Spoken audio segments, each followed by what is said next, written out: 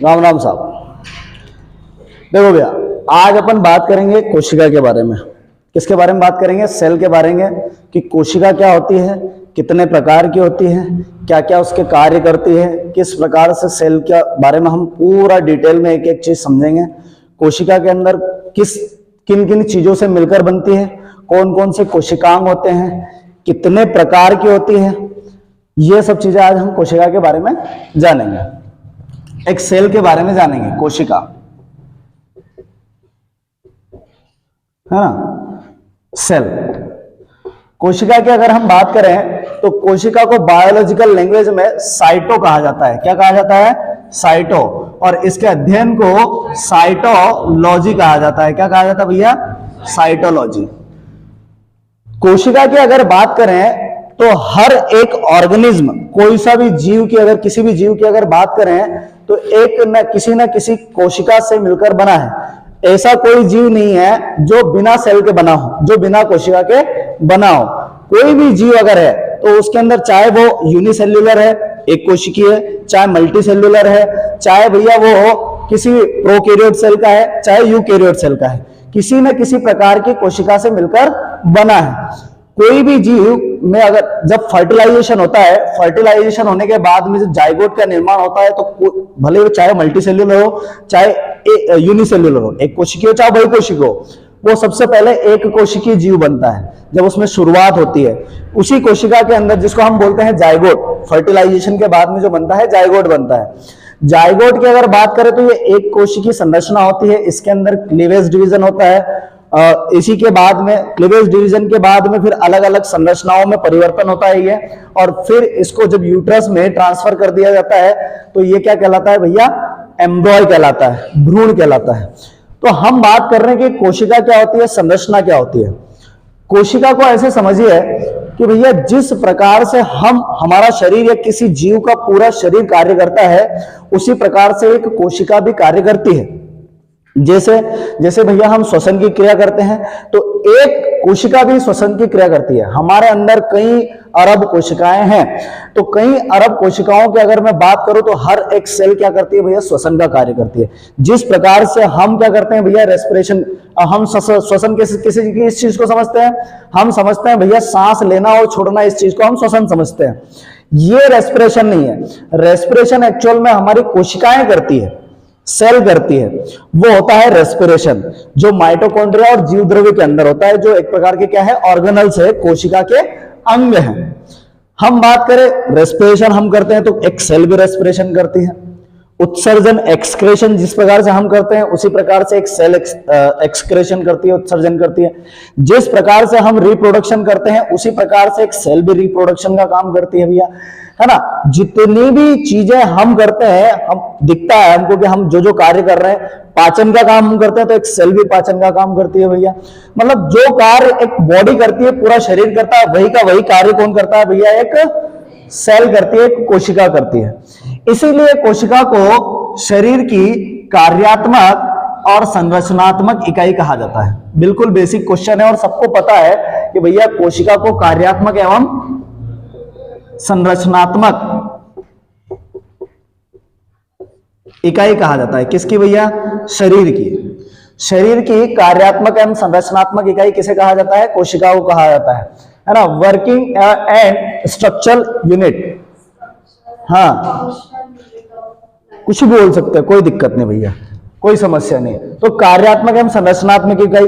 कार्यात्मक इसलिए भैया कि जो काम एक बॉडी करती है, वही पूरा का पूरा कार्य कौन करेगी भैया? एक कोशिका करेगी। एक छोटी से छोटी कोशिका भी उस कार्य को करेगी, चाहे वो छोटी कोशिका चाहे बड़ी कोशिका हो, है ना। जैसे कि एक कोशिकीय जीव होते हैं बैक्टीरिया, मोनेरा किंगडम, पूरा मोनेरा किंगडम जो होता है उसके अंदर एक कोशिकीय जीवों को रखा गया है ना। एक कोशिकीय प्रोटिस्टा किंगडम भी एक कोशिकीय जीवों को रखा गया है। तो ये एक कोशिकीय जीव हो गए, एक कोशिका। तो वो भी जिस प्रकार से हम कार्य करते हैं उसी प्रकार से वो सेल भी कार्य करती है। आगे बात समझ में आप लोगों को? तो भैया ये कार्यात्मक हो गई। और पूरा शरीर जो होता है जीवों का, वो कोशिकाओं से मिलकर बनता है। किससे मिलकर बनता है भैया? बहुत सारी कोशिकाओं से अलग अलग प्रकार की सेल होती है, एक ही प्रकार की सेल मिलकर क्या बनाती है भैया, ऊतक बनाती है, और वो ऊतक से अंग बनता है, अंग से अंग तंत्र बनता है, अंग तंत्र से क्या बनता है भैया, शरीर बनता है, शरीर का निर्माण होता है। उसी प्रकार से कि भैया कार्य जो कर रहे हैं वो हमारी सेल कर रही है, हमारे शरीर के अंदर सेल कर रही है, तो इसीलिए कार्यात्मक इकाई हो गई। और संरचनात्मक मतलब हमारी जो संरचना है या किसी भी जीव की जो संरचना बनी है वो किससे बनी है, उसकी जो यूनिट है, इकाई है, वो क्या है, एक कोशिका है। आगे बात समझ में क्लियर हुआ? किसी को कोई दिक्कत है भैया किसी भी प्रकार की? अब हम बात करते हैं कि भैया कोशिका जो है ये कितने प्रकार की और किस किस प्रकार की कोशिका होती है। ठीक है, आगे बात समझ में। देखो कोशिका की अगर सबसे पहले हम बात करें तो इसकी खोज की बात करते हैं। कोशिका की खोज की अगर बात करें तो किसने खोज की थी भैया, रॉबर्ट हुक ने खोज की थी। रॉबर्ट हुक ने खोज की थी। किसने की थी भैया, रॉबर्ट हुक ने। लेकिन रॉबर्ट हुक देखो भैया आजकल का ये है कि आजकल का ये वैज्ञानिक हो पुराना हो कहीं कहीं चीज की खोज कर लेता था कि नहीं, तो खोज कर लेता था, ओ भाई हूं तो साइंटिस्ट बन गयो। और साइंटिस्ट बनने वाला लिया खंबा और बैठ कर दारू पीने लग गया। उसको ये मतलब खोज कर दी, बस क्या कर दी भैया, खोज कर दी। रॉबर्ट हुक ने भैया जिस कोशिका की खोज की थी वो एक मृत कोशिका थी। कैसी कोशिका थी भैया, मृत कोशिका थी। उसको कोई मतलब नहीं था, उसने एक बता दिया कि हाँ भैया एक सेल है, अब वो जीवित है चाहे मृत है उससे उसको कोई मतलब नहीं। क्या बता दिया उन्होंने, मृत कोशिका। और किसकी कोशिका की, कार्क की कोशिका। किसकी कोशिका की खोज की थी भैया, कार्क की कोशिका की खोज की थी। तो फिर भैया मृत कोशिका की खोज इन्होंने की तो एक वैज्ञानिक और इनके मित्र ही होंगे, एंटोनी ल्यूवेनहॉक। क्या नाम था भैया, एंटोनी ल्यूवेनहॉक। ये भाई साहब आए एंटोनी ल्यूवेनहॉक। एंटोनी ल्यूवेनहॉक ने देखा कि भैया इन्हें कई चीज की खोज करी होंगी, तो देखो बड़ो साइंटिस्ट कहने लगी कि अपना आप क्यों वैज्ञानिक बनी क्यों हूं भी, तो देखो तो उसने देखा कि भैया ये कोशिका तो मृत है, मतलब इसके अंदर किसी भी प्रकार की हलचल नहीं हो रही है। पास ही में उसने दूसरी चीज देखी, तो दूसरी चीज देखी उसने, तो उसने देखा कि भैया इसके अंदर हलचल हो रही है। अब माइक्रोस्कोप से देखा गया होगा, ऐसा तो देख नहीं सकते कि भैया एक कोशिका दिख रही है बारे हली रही है तो भैया कोशिका है, ऐसा तो हम बोल नहीं सकते। माइक्रोस्कोप से देखा गया तो एंटोनी ल्यूवेनहॉक को भैया क्या मिली, वहां पे जीवित कोशिका मिली। क्या मिली भैया, लिविंग सेल मिली। तो जीवित कोशिका की अगर हम बात करें तो जीवित कोशिका की खोज किसने की, एंटोनी ल्यूवेनहॉक ने की। और मृत कोशिका की खोज किसने की, रॉबर्ट हुक ने की। ये क्वेश्चन पूछा जाता है कि किसकी सेल की खोज की गई, तो कार्क की कोशिका की खोज की गई। किस कोशिका की खोज की गई, कार्क की कोशिका की खोज की गई। आगे बात समझ में आप लोगों को। कार्क जो है, जो प्लांट होता है, प्लांट के ऊपर के जो छाल होती है, छाल की बाहरी परत, उसको कार्क कहा जाता है ना। तो वो कार्क के अंदर कोशिका की खोज किसने की, रॉबर्ट हुक ने की। आगे बात समझ में। और जीवित कोशिका की खोज किसने की, एंटोनी ल्यूवेनहॉक ने की। इतना क्लियर हुआ। ये तो हो गई खोज की बात भैया। अब खोज की बात हो गई, खोज कर दी केवल।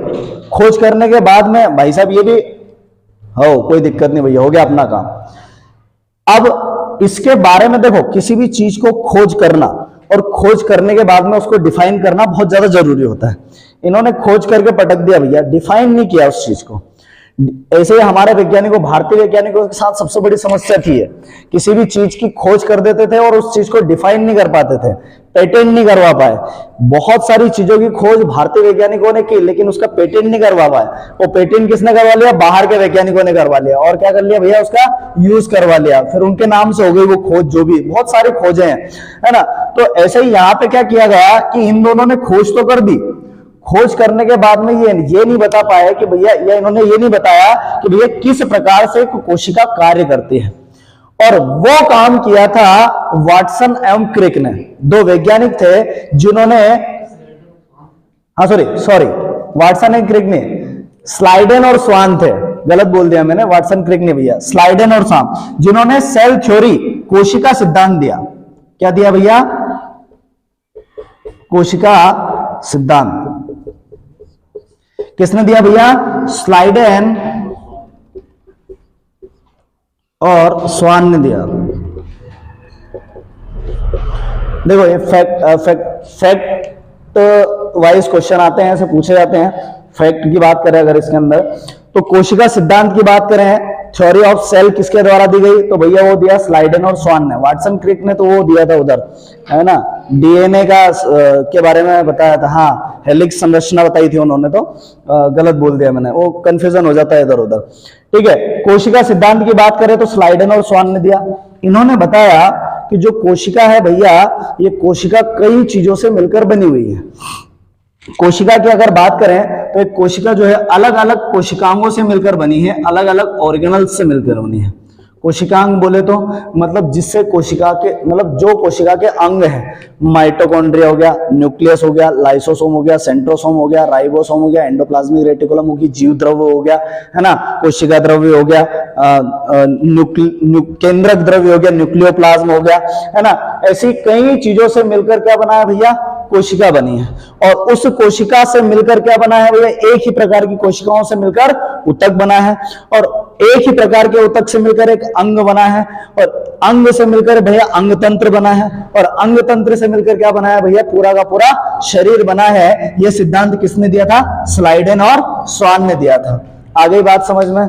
तो कोशिका की खोज किसने की, रॉबर्ट हुक ने। ये मृत कोशिका की खोज की थी उन्होंने, और जीवित कोशिका की खोज किसने की, एंटोनी लीवेनहॉक ने की।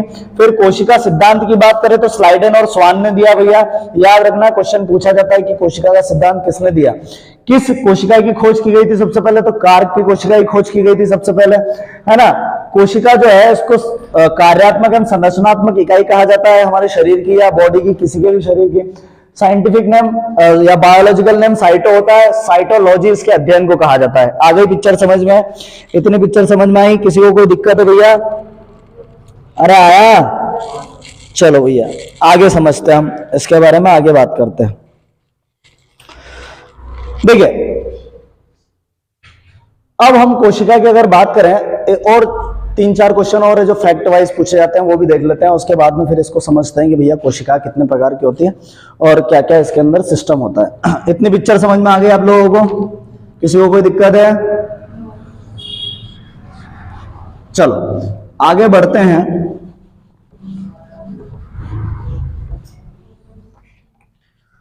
कोशिकाओं की अगर बात करें तो एक क्वेश्चन ये पूछा जाता है कि सबसे छोटी और सबसे बड़ी कोशिका कौन सी है, सबसे लंबी कोशिका कौन सी है। सबको पता है मेरे हिसाब से, फिर भी आप एक बार समझ लीजिए इस चीज को, उसके बाद में हम और आगे बढ़ते हैं। सबसे छोटी कोशिका की अगर बात की जाए तो सबसे छोटी कोशिका होती है माइकोप्लाज्म, माइकोप्लाज्म गैलीसेप्टिकम, गैलीसेप्टिकम। सबसे छोटी कोशिका की अगर बात करें तो कौन सी कोशिका है भैया, माइकोप्लाज्म गैलीसेप्टिकम।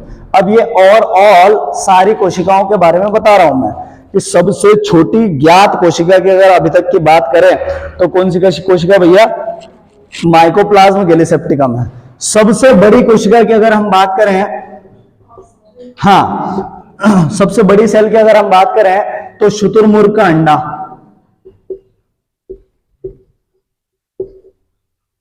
ओ भैया शुतुरमुर्ग का अंडा, एग ऑफ ऑस्ट्रिच। अगर अंडे की बात करें, देखो कोई सा भी अंडा जो होता है वो क्या होता है, एक कोशिका होती है। कोई सा भी अंडा होता है वो क्या होती है भैया, एक कोशिका। और शुतुरमुर्ग का अंडा जो होता है सबसे बड़ा, लगभग 400 ग्राम का अंडा होता है। ये लगभग कितना होता है, लगभग 400 से 500 ग्राम का अंडा होता है ना। ये तो सबसे छोटी और सबसे बड़ी हो गई। अब हम बात करें भैया सबसे लंबी सेल की। देखो समझना, ये और कोशिकाएं जो है पूरी पृथ्वी पर, उनकी बात चल रही है कि सबसे छोटी कोशिका कौन सी हो गई भैया, माइकोप्लाज्म गैलीसेप्टिकम। सबसे बड़ी कोशिका कौन सी हो गई, शुतुरमुर्ग का अंडा। और सबसे लंबी कोशिका की अगर मैं बात करूं तो ये होती है तंत्रिका कोशिका।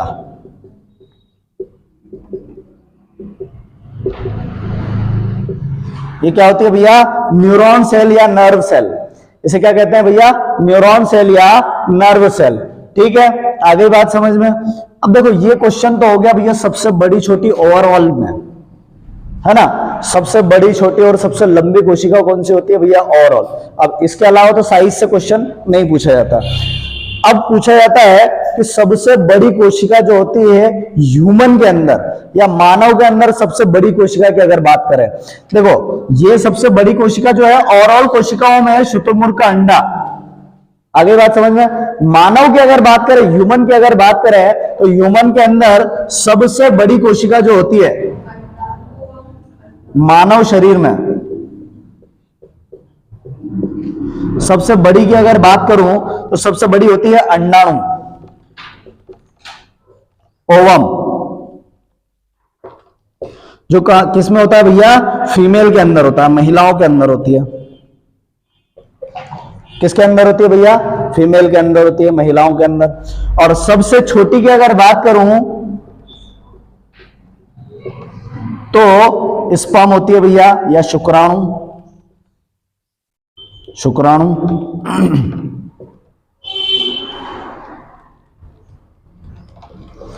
स्पर्म होती है, ये मेल के अंदर होती है। इसके अंदर होती है भैया, मेल के अंदर होती है।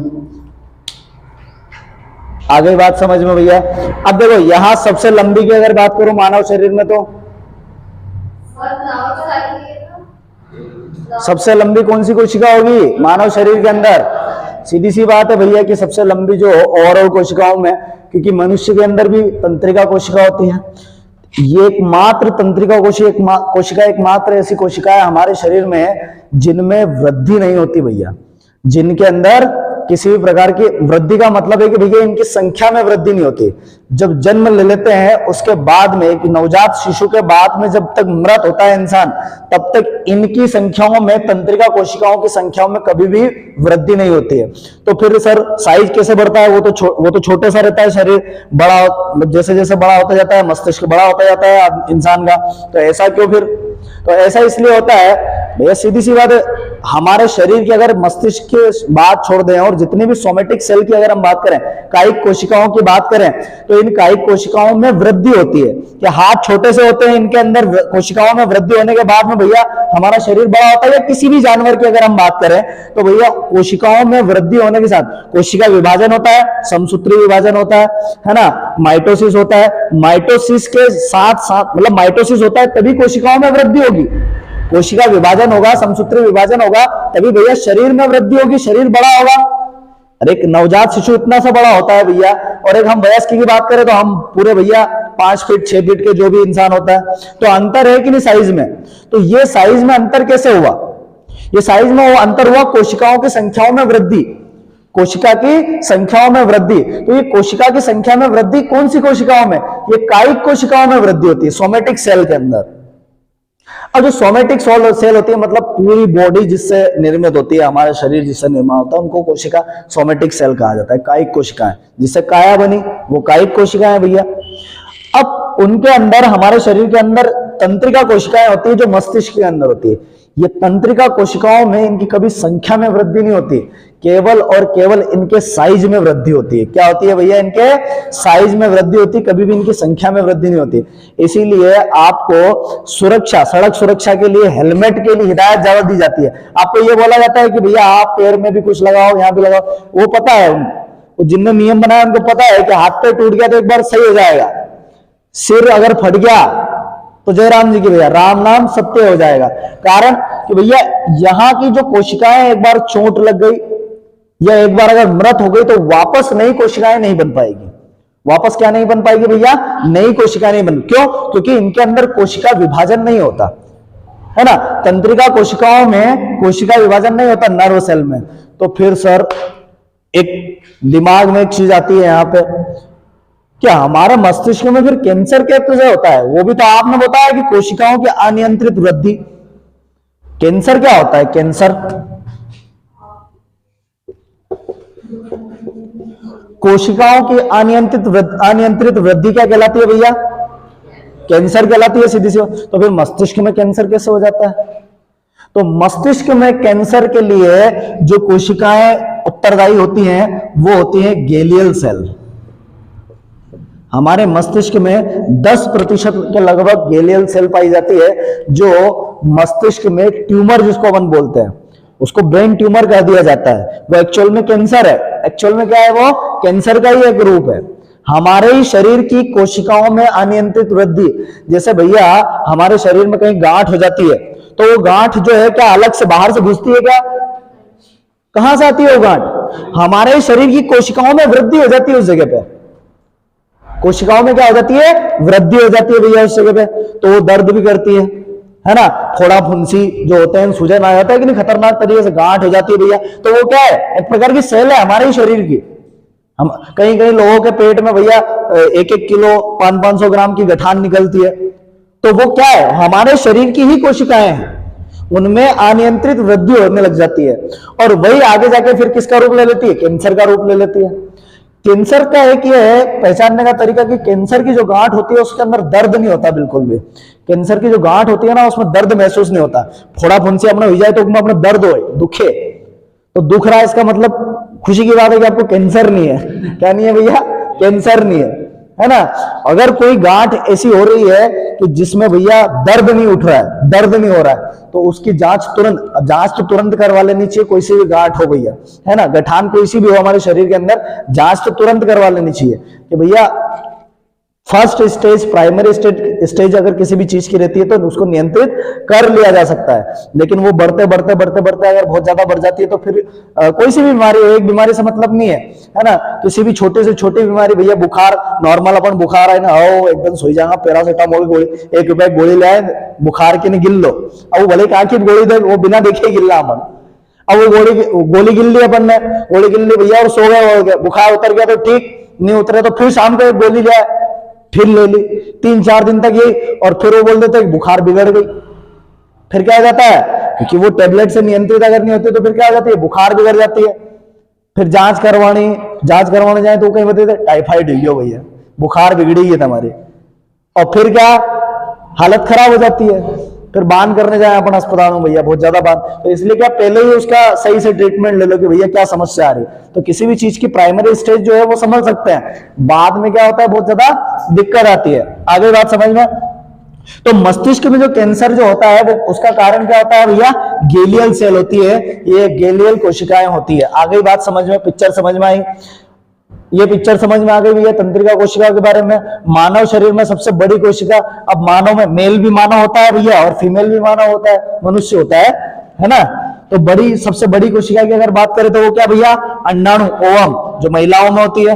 और सबसे छोटी कोशिका की बात करें, ये मानव के अंदर की बात कर रहा हूं मैं, मनुष्य के अंदर की बात कर रहे हैं। सबसे छोटी की बात करें तो स्पर्म, और सबसे मानव शरीर के अंदर सबसे लंबी कोशिकाओं की बात करें तो तंत्रिका कोशिका। अब ये हर जानवर के अंदर होती है, जिसके अंदर मस्तिष्क होता है उसके अंदर तंत्रिका कोशिकाएं होती है, जिनके अंदर सेंस की क्षमता होती है उनके सबके अंदर भैया कौन सी कोशिकाएं होती है? तंत्रिका कोशिकाएं होती है। आगे बात समझ में क्लियर हुआ? इतनी पिक्चर समझ में आई? चलो, ये तो थी फैक्ट वाइज चीजें जो कोशिका से संबंधित पूछी जाती है भैया, कि सबसे बड़ी छोटी कोशिका को क्या कहते हैं, कोशिका को कार्यात्मक संरचनात्मक इकाई कहते हैं, है ना?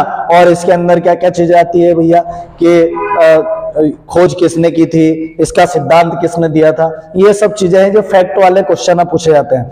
अब हम बात करते हैं कि भैया कोशिकाएं जो होती है कितने प्रकार की होती है।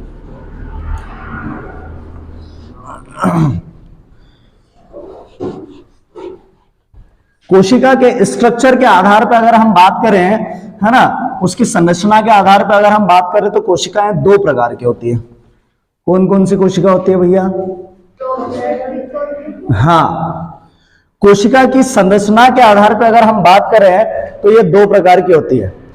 2 प्रकार की होती है भैया, एक होती है प्रोकैरियोट कोशिकाएं,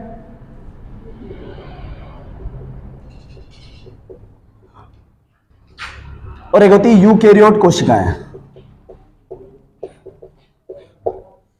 कोशिकाओं के कितने प्रकार भैया? प्रोकैरियोट कोशिकाएं और यूकैरियोट, 2 प्रकार की कोशिकाएं पाई जाती है ना? ये प्रोकैरियोट जो है इसको भी 2 भागों में बांटा गया है, ये भी 2 प्रकार का होता है। एक होती है आर्किया और एक होती है यूकेरिया।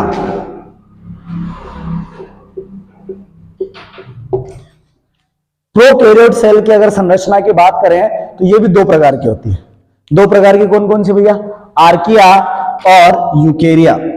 समझना जरा, मेन हम कोशिकाओं की बात करें तो कोशिका कितने प्रकार की भैया? 2 प्रकार की, प्रोकैरियोट कोशिका और यूकैरियोट कोशिका। प्रोकैरियोट को भी उनकी और संरचना के आधार पर अगर देखा जाए तो ये दो प्रकार की होती है, आर्किया और यूकेरिया। कौन कौन सी होती है? आर्किया और यूकेरिया। कहाँ है ध्यान?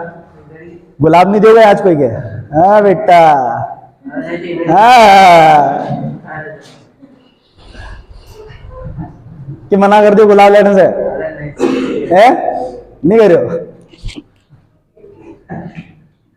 तो उसको कितनी हंसी आती है? जाओ किसको देखा? अच्छा नहीं यार, ये बड़ो भगाते भोलेनाथ को भैया। क्यों भैया, इस काम में गलत क्या है? गलत क्या है इस काम में? कोई किसी से प्रेम कर रहा है, इसमें गलत क्या है भैया? ऐसा बताओ कि खुलेआम प्रेम करते हैं वो गलत है। कौन शादी नहीं करेगा? शादी नहीं करेगा तू? वो बोल रहा देवराज बोले शादी नहीं करेगा। हाँ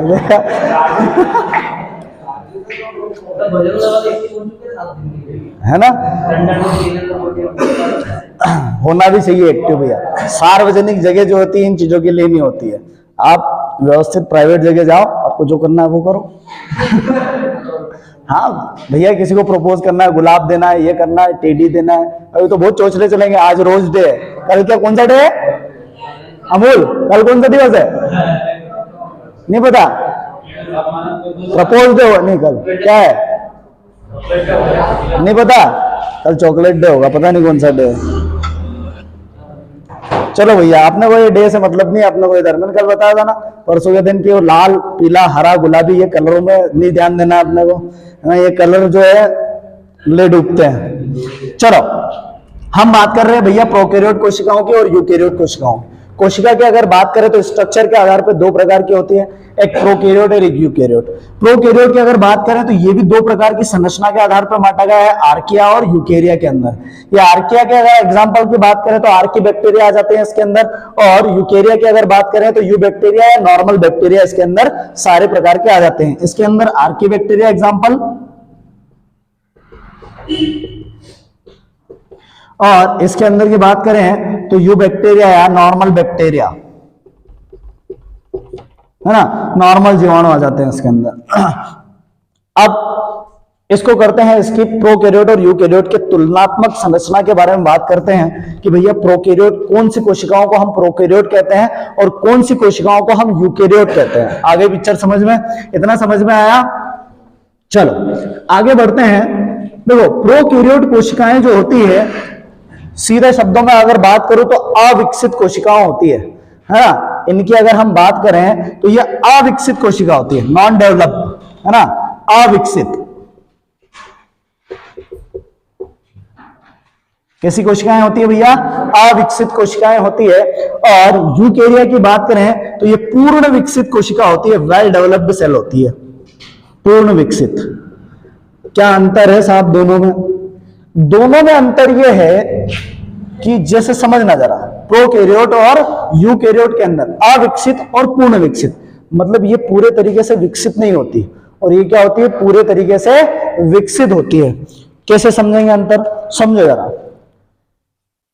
एक किराना की दुकान पे गया, किराना की दुकान पे गया भैया अपन, किराना की दुकान पे अपन ने आटो लियो, दाल लियो, चावल लियो, तेल लियो, चाय पत्ती ली, दूसरों सामान सब लियो, और वो उसको यूं बोल दिया कि भैया इसको एक साथ सब में मिक्स करके दे दे हमको। क्या कर दिया अपन ने? उस सबको मिक्स करके सब में पैक कर दिया। एक बड़ा थैला लेके गया अपन ने क्या कर दिया? उसको पैक कर दिया। अब सब की क्या हो गई? अंदर खिचड़ी हो गई। ये होती है प्रोकैरियोट सेल। अगर साफ शब्दों में, अगर अपनी भाषा में अगर समझे अपन तो ये क्या होती है? Prokaryote cell. और यूकैरियोट सेल वो होती है कि भैया दुकान पे गए, चावल अलग थैली में बांधे, शक्कर अलग थैली में बांधी, और उसने फिर क्या बना? तेल अलग पाउच में दिया, चाय पत्ती अलग पैकेट में दी, शक्कर अलग पैकेट में, ये सब दालें अलग पैकेट में दी, ये सब अलग अलग पैकेट में रखी, और फिर अपन ने उसको क्या किया? एक झोले में पैक करके व्यवस्थित अलग अलग, घर पे भी जाके अलग अलग निकाल सकते हैं।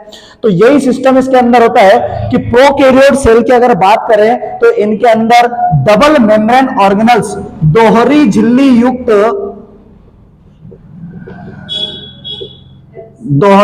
युक्त अंग, या कोशिकांग नहीं पाए जाते। क्या नहीं होता भैया इसके अंदर? दोहरी झिल्ली युक्त कोशिकांग नहीं पाए जाते। लाइक माइटोकॉन्ड्रिया, माइटोकॉन्ड्रिया हो गया। माइटोकॉन्ड्रिया के बाद में अगर बात करें तो सेंट्रोसोम हो गया, लाइसोसोम हो गया, एंडोप्लाज्मिक रेटिकुलम हो गई। ये सब दोहरी झिल्ली युक्त कोशिकांग है। हरित लवक नहीं, हरित लवक तो होता है दोनों में। तभी तो ब्लू ग्रीन एल्गी क्या करेगा? प्रकाश संश्लेषण की क्रिया। बता रहा हूं, सब चीजों के बारे में बात करेंगे, एक एक फैक्ट समझो। हम क्या बात, सबसे पहले हमने समझा कि अविकसित कोशिका मतलब ये पूरे तरीके से विकसित नहीं होती है और ये पूर्णतः विकसित होती है। दूसरा हम देख रहे हैं कि दोहरी झिल्ली युक्त कोशिकाएं इनके अंदर नहीं पाए जाते।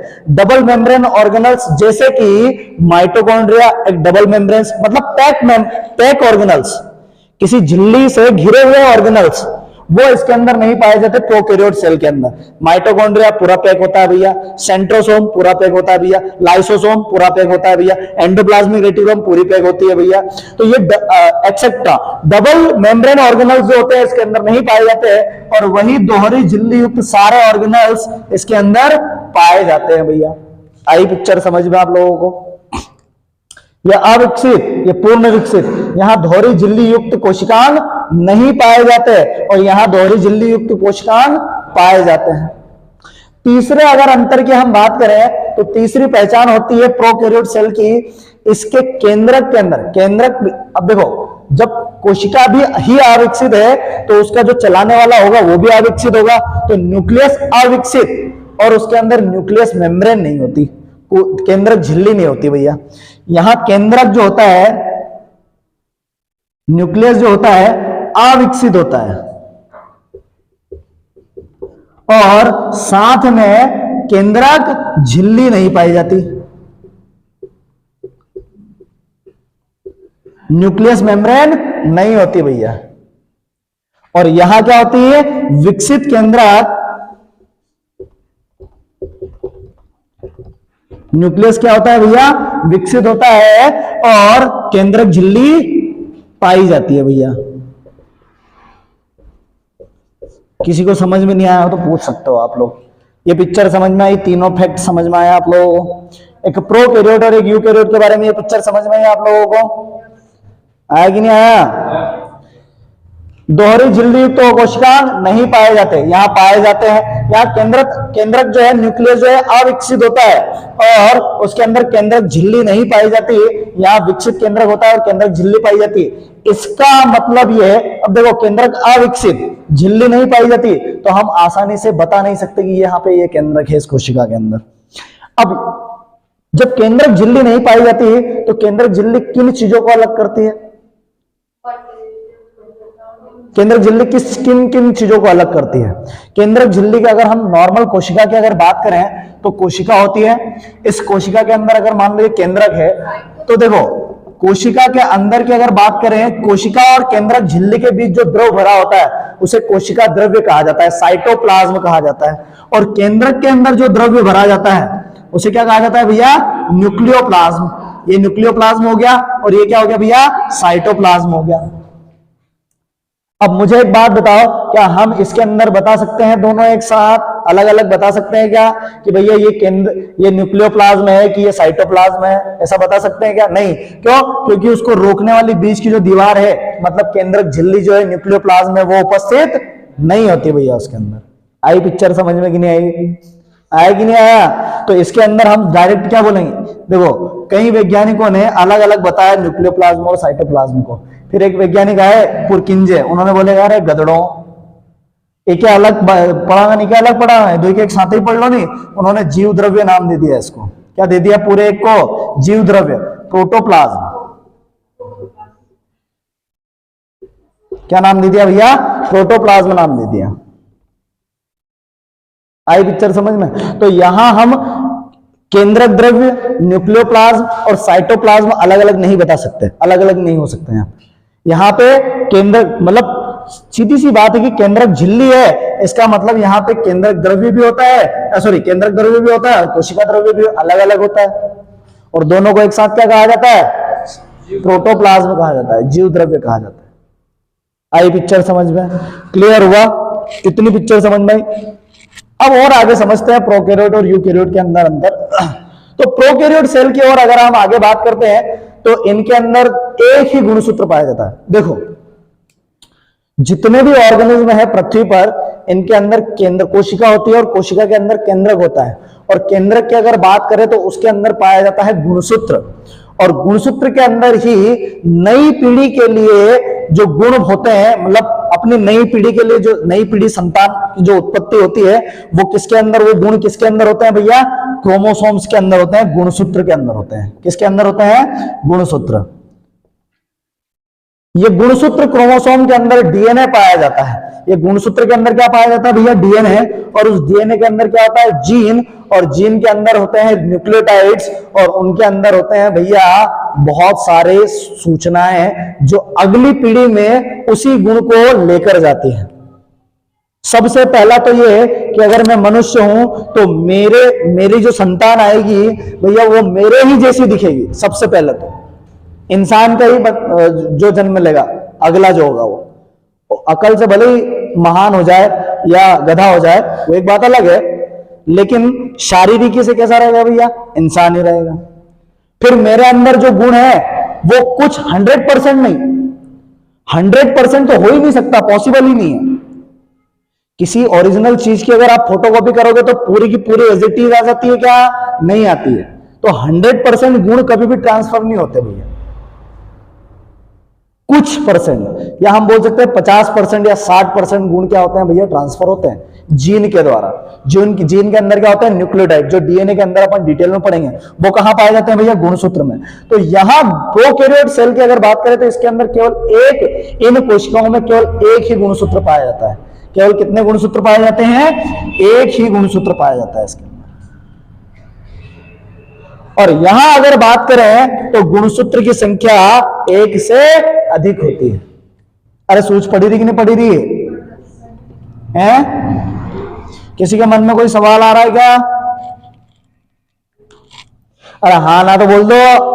नहीं। यहां क्या होते हैं भैया? एक से अधिक गुणसूत्र। अंतर है भैया, इसमें गुणसूत्र की संख्या कितनी है? एक। और यहां गुणसूत्र की संख्या एक से अधिक, कितनी भी हो सकती है। अब ये फिक्स होती है, हर प्रजाति में फिक्स होती है, हर प्रजाति के अंदर फिक्स होती है भैया, कि जो मनुष्य है उसके अंदर 23 जोड़ी गुणसूत्र ही होंगे, फिक्स है। 23 से कम हुए या ज्यादा हुआ तो या तो सिंड्रोम हो जाएगा या फिर कोई ना कोई बीमारी होगी, सीधी सी बात है। वो मनुष्य के अंदर नहीं रहेगा, किन्नर बन जाएगा भैया, एक ज्यादा हो गई तो किन्नर बन जाएगा, है ना। एक्स वाई के साथ में एक एक्स जुड़ गया 23वें जोड़े के साथ में, तो वो किन्नर बन जाएगा, किन्नर हो जाएगा वो अलग अलग से। कई प्रकार के सिंड्रोम होते हैं, 15, 20, 25 तरीके के सिंड्रोम होते हैं। एक प्रकार का, हमने 4 प्रकार के ही सिंड्रोम पढ़े केवल, लेकिन कई प्रकार के सिंड्रोम होते हैं। कई छोटी छोटी बीमारियां सिंड्रोम के कारण होती है जो अपने को समझ में ही नहीं आती। तो ये क्या होता है? गुणसूत्र की अनियमितता, कम और ज्यादा। मैंने आप लोगों को जेनेटिक जो बीमारियां बताई थी उसके अंदर मैंने 2 प्रकार बताए थे आपको। कौन कौन से? एक तो क्रोमोसोमी डिसीज बताई थी, और एक और कौन सी बताई थी? मेंडलीय डिसीज। तो क्रोमोसोमी डिसीज जो है वो क्रोमोसोम की अनियमितता के कारण हो रही है, और मेंडली डिसीज जो हो रही थी, मेंडली बीमारी, वो क्रोमोसोम के अंदर जो डीएनए होता है, डीएनए के अंदर जो जीन होता है, उस जीन में जब परिवर्तन आ जाता है कुछ, या उसमें इंफेक्शन हो जाता है, तब मेंडली डिसीज होती है। आई बात समझ में कि नहीं? तो जैसे सीजोफ्रेमिया किसके अंदर आती है? मेंडली डिसीज के अंदर आती है। हीमोफीलिया मेंडली डिसीज के अंदर आती है ना। हेलुसिनेशन, डेलुसिनेशन सीजोफ्रेमिया के पार्ट है। तो ये किसके अंदर? मेंडली डिसीज हो गई। और जो हमने सिंड्रोम पढ़े थे, Down syndrome, Patau syndrome, Klinefelter syndrome, है ना, ये सब क्रोमोसोमी डिसीज है, क्रोमोसोम की अनियमितता के कारण हो रही है, बढ़ रहे हैं, ज्यादा हो रहे हैं। तो लिस्ट है भैया आपके हर किताब में लिस्ट मिल जाएगी क्रोमोसोम्स की, वो आपको याद करनी है। मनुष्य के अंदर जोड़ी से याद रखना है, 23 जोड़ी गुणसूत्र होते हैं, क्वेश्चन पूछा जाता है ना। मनुष्य के अंदर 23 जोड़ी गुणसूत्र हो गए। बंदर चिंपांजी के अंदर 48 होते हैं, आलू के अंदर 48 होते हैं, तंबाकू के अंदर 48 होते हैं गुणसूत्र, घोड़े के अंदर 64 गुणसूत्र होते हैं, है ना। तो ये जो मक्खी होती है उसके अंदर 18 और 36 गुणसूत्र होते हैं, है ना। तो ये अलग, नींबू के अंदर होते हैं 18 और 36, मक्खी के अंदर कितने होते हैं? 6 गुणसूत्र होते हैं। तो ये सब मच्छर के अंदर कितने होते हैं? 12 होते हैं क्या? शायद ज्यादा होते हैं, अब वो ध्यान नहीं आ रहा मेरे को। तो ये गुणसूत्र की संख्या आपको याद होनी चाहिए, पूछा जाता है। आगे बात समझ में? तो नॉर्मली अगर हम प्रोकैरियोट की बात करें तो इन कोशिकाओं के अंदर एक ही गुणसूत्र पाया जाता है।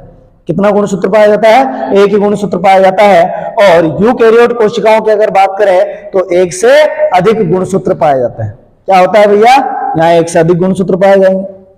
अगले अंतर की अगर बात करें तो जो गुणसूत्र होता है उसके अंदर क्या होता है भैया? सबसे मेजर डिफरेंस दोनों में, प्रोकैरियोट और यूकैरियोट के अंदर, जो पूछा भी जाता है एग्जाम में, याद रखना।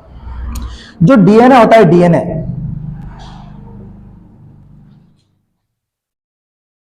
ये डीएनए जो होता है 2 चीजों से मिलकर बनता है। कौन बताएगा कौन कौन सी 2 चीजें?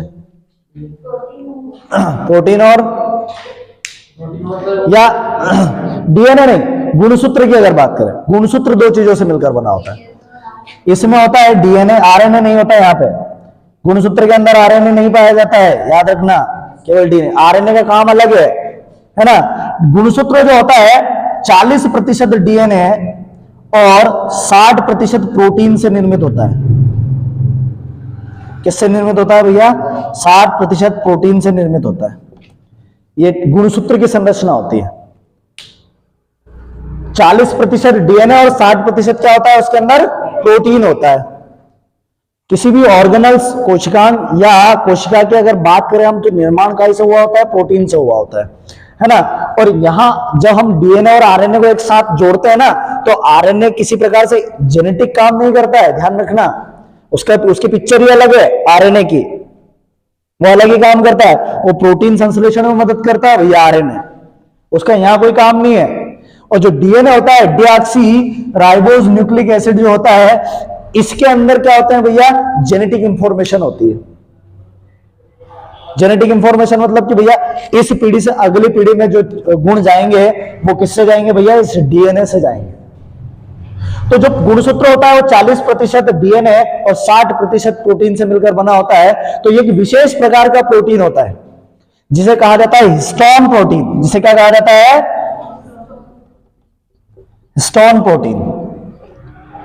और प्रोकैरियोट कोशिकाओं के अंदर जो डीएनए होता है वो हिस्टोन प्रोटीन उसके अंदर नहीं पाया जाता है भैया।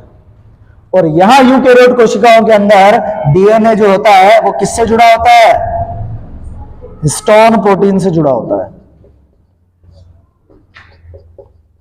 ये सबसे मेजर डिफरेंस है और क्वेश्चन पूछा जाता है यहां से। डीएनए सबसे पहले तो किस प्रकार के प्रोटीन से जुड़ा होता है भैया? हिस्टोन प्रोटीन से। अब हिस्टोन प्रोटीन जो है किस प्रकार की कोशिका में नहीं होता, तो प्रोकैरियोट सेल के अंदर डीएनए के साथ में हिस्टोन प्रोटीन नहीं जुड़ा होता है। किसके साथ जुड़ा होता है? यूकैरियोट सेल के अंदर डीएनए हिस्टोन प्रोटीन से जुड़ा हुआ होता है। एक विशेष प्रकार का प्रोटीन होता है। आई पिक्चर समझ में? क्लियर हुआ? किसी को कोई दिक्कत है किसी भी प्रकार की? आगे बढ़ते हैं भैया, इतने अंतर हो गए और आगे बढ़े। इतनी पिक्चर समझ में आ गई? कुछ पूछना है क्या? चल कर दो इसको रफ ऊपर से।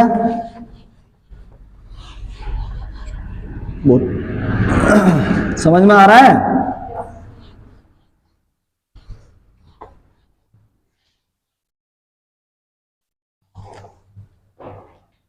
अब देखो, प्रोकैरियोट के अंदर हमने 5-6 अंतर देखे। और अंतर की अगर बात करें तो अगला अंतर होता है राइबोसोम के ऊपर। किसके ऊपर होता है? राइबोसोम के ऊपर।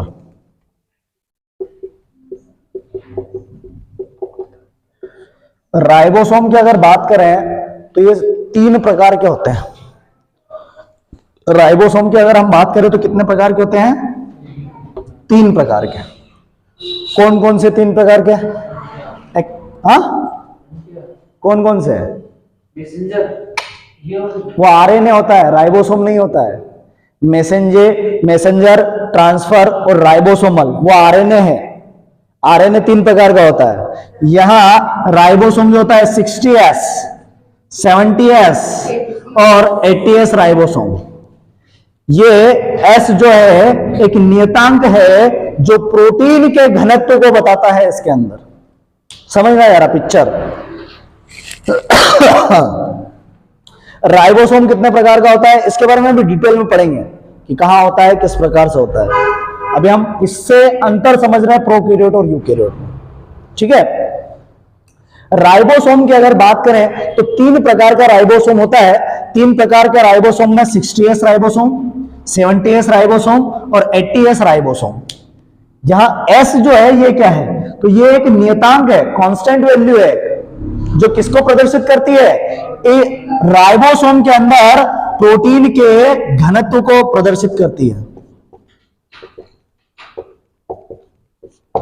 डेंसिटी ऑफ प्रोटीन किसको प्रदर्शित करती है, ये एस एक नियतांक है जो प्रोटीन के घनत्व को प्रदर्शित करता है। मतलब 60S राइबोसोम में सबसे कम प्रोटीन, फिर इसमें थोड़ा उससे ज्यादा प्रोटीन, और सबसे ज्यादा प्रोटीन किसमें होता है भैया, 80S राइबोसोम में होता है। सबसे ज्यादा प्रोटीन किसके अंदर होता है, 80S राइबोसोम के अंदर होता है। आई पिक्चर समझना। तो देखो एक प्रोकैरियोट एक कोशिकीय जीव होते हैं प्रोकैरियोट, या ये जो प्रोकैरियोट सेल होती है ये कभी भी 1 से 2 नहीं हो सकती। प्रोकैरियोट सेल जो है 1 से कभी भी 2 नहीं हो सकती। रिप्रोडक्शन की बात अलग है, समझना, रिप्रोडक्शन की बात अलग है कि एक बैक्टीरिया से दूसरा बैक्टीरिया बन जाता है, वो पिक्चर अलग है। लेकिन यहां एक साथ एक ही जीव के अंदर 2 कोशिकाएं नहीं हो सकती प्रोकैरियोट सेल। आई पिक्चर समझ में? क्यों? क्योंकि ये अविकसित कोशिका है। तो अब इनको जीने के लिए छोटा सा जीव होता है भैया, बिल्कुल माइक्रोस्कोप से देखा जाता है, तो इसको जीने के लिए कितना प्रोटीन चाहिए, नहीं चाहिए भैया इसको जीने के लिए ज्यादा प्रोटीन। तो इसलिए इसके अंदर 70 और 60S राइबोसोम पाए जाते हैं। इसके अंदर कौन सा राइबोसोम नहीं पाया जाता, प्रोकैरियोट सेल के अंदर 80S राइबोसोम नहीं पाया जाता भैया, इसके अंदर प्रोकैरियोट सेल के अंदर। लेकिन यूकैरियोट सेल की बात करें तो तीनों प्रकार के राइबोसोम इसके अंदर पाए जाते हैं भैया। एक अंतर ये हो गया। आई बात समझ में? किसी को कोई दिक्कत है किसी भी प्रकार की? देखो हम किसके आधार पर इसके अंदर अंतर देख रहे हैं, राइबोसोम जो होता है 3 प्रकार का। कौन कौन सा? 60S ribosome, 70S ribosome, 80S ribosome. S जो है यहां पर प्रोटीन के घनत्व को, क्योंकि राइबोसोम जो है इसको प्रोटीन की फैक्ट्री कहा जाता है, क्योंकि ये प्रोटीन को संश्लेषण करने का काम करता है, प्रोटीन निर्माण का काम करता है। कौन? राइबोसोम। किसकी मदद से? RNA की मदद से। ये बताऊंगा मैं आगे आपको। तो ये प्रोटीन, तो ये जो 70, 60 और 80 है ना, ये घनत्व है किसका? राइबोसोम का। और घनत्व किसका बता रहा है? प्रोटीन का उसके अंदर बता रहा है। ये टाइप्स हो गए राइबोसोम के, कि एक 60S राइबोसोम होता है, 70S राइबोसोम होता है, 80S राइबोसोम होता है। तो जो अविकसित कोशिका है प्रोकैरियोट, इसके अंदर 60 और 70S राइबोसोम पाए जाते हैं, 80S राइबोसोम नहीं पाया जाता। और यूकैरियोट जो सेल है इसके अंदर तीनों प्रकार के राइबोसोम पाए जाते हैं। छोटी सी सेल होती है भैया, उसको ज्यादा आवश्यकता नहीं होती है। आगे बात समझ में है? उससे ज्यादा इसके अंदर माइटोकॉन्ड्रिया भी नहीं होता है। देखो हमारे अंदर जो माइटोकॉन्ड्रिया होता है उसको क्या कहते हैं? पावर हाउस कहा जाता है, पावर हाउस ऑफ सेल कहा जाता है। क्योंकि माइटोकॉन्ड्रिया के अंदर ही श्वसन की क्रिया क्या होती है? कंप्लीट होती है। श्वसन की क्रिया कहां कंप्लीट होती है? माइटोकॉन्ड्रिया के अंदर, ऑक्सीजन की उपस्थिति में। और यही ऊर्जा को एटीपी के रूप में संचित करके रखता है। कौन? माइटोकॉन्ड्रिया। और भैया इनके अंदर तो माइटोकॉन्ड्रिया होते ही नहीं है, फिर इनके अंदर ऊर्जा कहां से आएगी भैया? तो इनके अंदर एक अलग प्रकार का ऑर्गेनल्स होता है मीजोसोम, जो एज अ माइटोकॉन्ड्रिया काम करते हैं, एज अ माइटोकॉन्ड्रिया काम करते हैं वो प्रोकैरियोट सेल के अंदर, मीजोसोम। आई पिक्चर समझ में? यहां माइटोकॉन्ड्रिया नहीं होता भैया, क्योंकि वो डबल मेम्ब्रेन ऑर्गेनल्स के अंदर आता है। राइबोसोम होता है कि नहीं होता है? होता है। लेकिन कौन सा? 60S 70S राइबोसोम होता है, 80S राइबोसोम नहीं होता भैया। वहीं अगर बात करें तो एंडोप्लाज्मिक रेटिकुलम भी नहीं होती है, एंडोप्लाज्मिक रेटिकुलम नहीं होती है भैया। या हम बात करें इसके अंदर लाइसोसोम भी नहीं होता है, जिसको आत्महत्या की थैली कहते हैं, वो भी नहीं होता है इसके अंदर, है ना। सेंट्रोसोम भी नहीं होता है इसके अंदर। ये सब चीजें इनके अंदर नहीं होती, क्योंकि ये डबल मेम्ब्रेन ऑर्गेनल्स है। तो फिर भैया इसको भी तो ऊर्जा चाहिए नहीं? अरे एक बैक्टीरिया को भी तो ऊर्जा चाहिए कि नहीं चाहिए? उसको भी एनर्जी चाहिए अपने जीवन यापन के लिए। तो उसके अंदर एज अ माइटोकॉन्ड्रिया जो है वो काम करते हैं मीजोसोम, छोटी छोटी संरचनाएं होती हैं जो एज अ माइटोकॉन्ड्रिया काम करती है, ऊर्जा बनाने का काम करती है राइबोसो प्रोकैरियोट सेल के अंदर। किसके अंदर? प्रोकैरियोट कोशिकाओं के अंदर। इतनी पिक्चर समझ में आई आप लोगों को भैया? किसी भी प्रकार की कोई समस्या है इसके अंदर? अब अगर हम बात करें, ये तो अंतर होगा भैया कि कौन सी प्रोकैरियोट सेल होती है, कौन सी यूकैरियोट सेल होती है। एग्जाम्पल की अगर बात करें तो याद रखना, प्रोकैरियोट सेल के एग्जाम्पल जो है,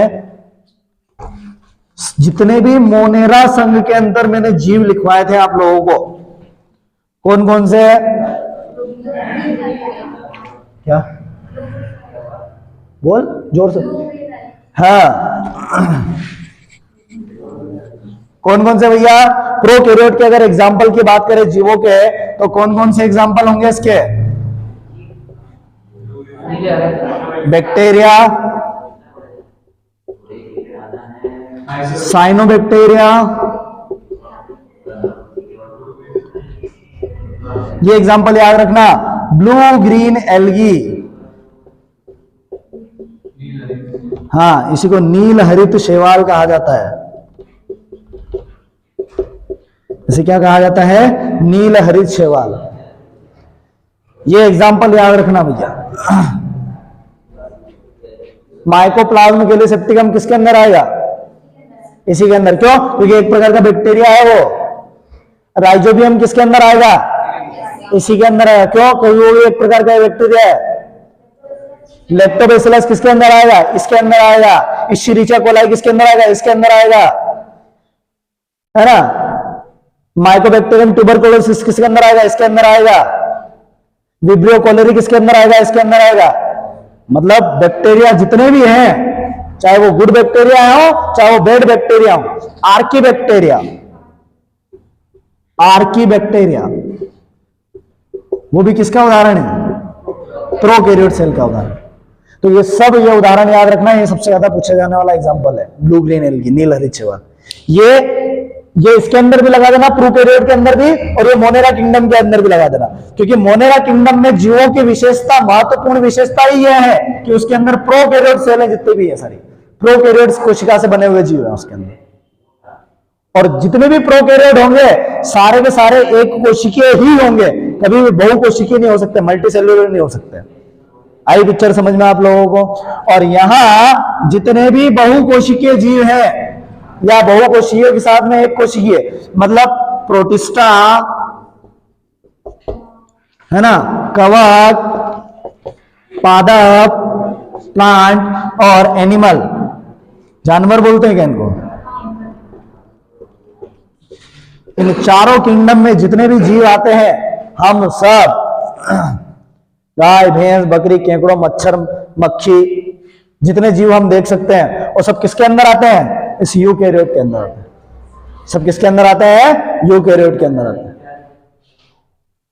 आई पिक्चर समझ में कि नहीं आई? किसी को कोई दिक्कत है भैया किसी भी प्रकार की? तो ये प्रोकैरियोट और यूकैरियोट समझ में आ गया आप लोगों को? कोई दिक्कत? चलो आज के लिए इतना ही, बाकी कल बात करेंगे भैया, ठीक है। कल हम समझेंगे कोशिकाओं के बारे में, अलग अलग कोशिकाओं के बारे में।